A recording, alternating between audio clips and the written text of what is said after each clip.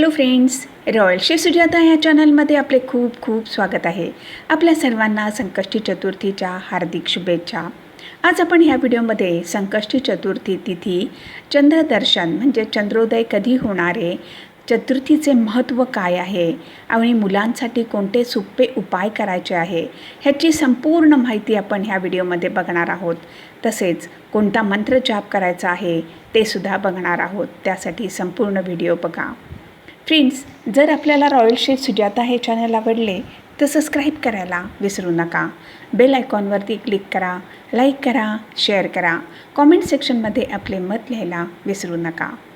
विकट संकष्टी चतुर्थी, चैत्र कृष्ण पक्ष चतुर्थी 5 एप्रिल 2026 रविवार ह्या दिवशी आहे. हा पर्व भगवान गणेश यांना समर्पित आहे. हिंदू धर्मामध्ये भगवान गणेश हे प्रथम पूज्य देवता मानले जातात. असे म्हणतात की त्यांची आराधना केल्याने सर्व दुःख निवारण होऊन सर्व बाधांची मुक्ती होते. म्हणूनच त्यांना विघ्नहर्ता असे म्हणतात. विकट संकष्टी चतुर्थी 2026 तिथी व मुहूर्त. तिथी 5 एप्रिल 2026 रविवार. चतुर्थी तिथी प्रारंभ सकाळी 11:59 5 एप्रिल. चतुर्थी तिथी समाप्त दुपारी 2:10 6 एप्रिल. संकष्टी चतुर्थी चंद्रोदय रात्री 9:58. आता आपण पूजा सामग्री काय आहे ते बघूया. भगवान गणेश यांचा फोटो किंवा मूर्ती, अक्षता, रोली, चंदन, कुंकुम, दुर्वा, धूप, अगरबत्ती, शुद्ध तुपाचा दिवा, कलश, मौली, सुपारी, गंगाजल, कपूर, आरतीची थाळी, फुलं, फळं, लाडू किंवा मोदक नैवेद्यासाठी. आता आपण पूजाविधी बघूया. सकाळी लवकर उठून स्नान करून स्वच्छ वस्त्र परिधान करून व्रत संकल्प करा. पूजेची जागा स्वच्छ करून त्यावरती चौरंग ठेवून त्यावरती लाल रंगाचे कापड अंथरा व त्यावरती गणपती बाप्पाची मूर्ती किंवा फोटो स्थापित करा. मूर्ती किंवा फोटोवरती गंगाजल शिंपडा. हळद, कुंकू, अक्षता, चंदन, फुलं व फळं अर्पित करा. तुपाचा दिवा लावून अगरबत्ती लावा.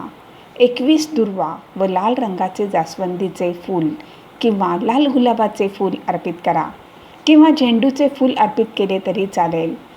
असे करताना ओम गणपतये नमः ह्या मंत्राचा जाप सतत करा.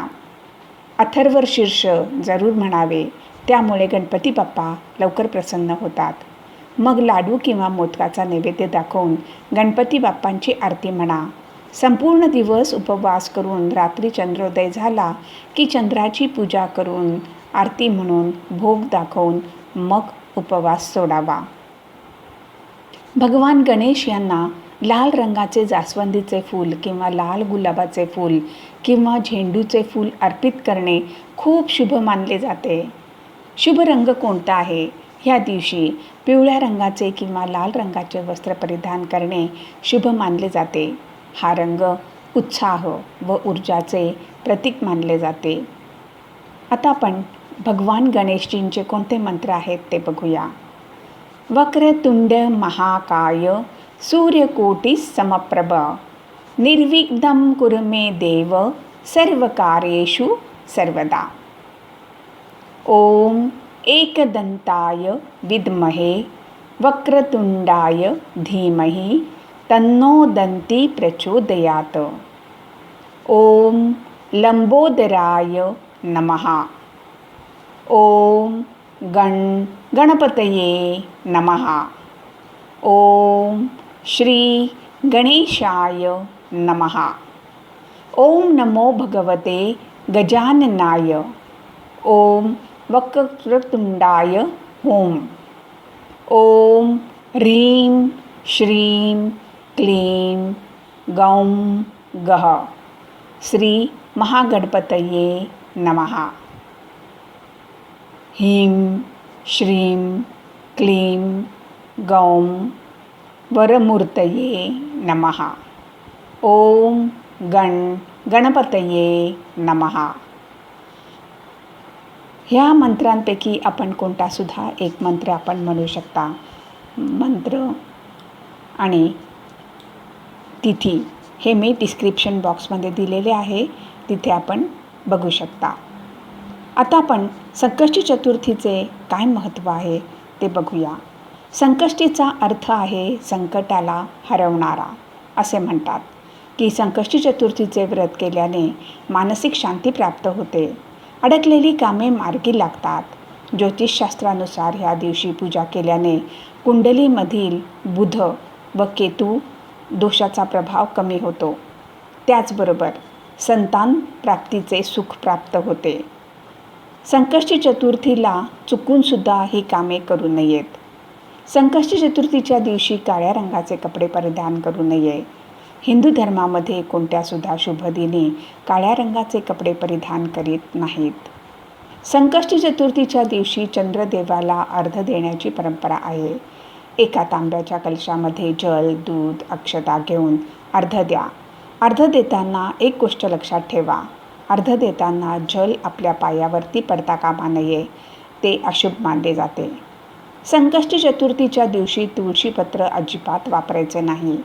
धार्मिक मान्यता अनुसार भगवान गणेश यांना दुर्वा अर्पित करणे खूप शुभ मानले जाते. संकष्टी चतुर्थीच्या दिवशी कोणते सटीक उपाय करायचे आहेत ते बघूया. संकष्टी चतुर्थीच्या दिवशी भगवान गणेश यांच्यासमोर 2 सुपारी व 2 इलायची ठेवून विधीपूर्वक पूजा करा. असे केल्याने भगवान गणेश यांची कृपा प्राप्त होऊन अडकलेली कामे पार पडतात. संकष्टी चतुर्थीच्या दिवशी लाल रंगाचे कापड अंथरून त्यावरती श्रीयंत्र स्थापित करा. त्याच्यावरती एक सुपारी ठेवून श्रीयंत्राची व सुपारीची पूजा करून दोन्ही आपल्या तिजोरीमध्ये ठेवा. असे केल्याने आपली आर्थिक स्थिती मजबूत बनते. चंद्राला अर्घ देताना पाण्यामध्ये लाल चंदन, फूल, कुश व अक्षता मिक्स करून मग अर्घ द्या. असे केल्याने घरपरिवारामध्ये सुखशांती येते. फ्रेंड्स, जर आपल्याला रॉयल शेफ सुजाता हे चॅनल आवडले तर सबस्क्राईब करायला विसरू नका. यापुढे सुद्धा आपण अशीच उपयुक्त माहिती बघणार आहोत. धन्यवाद.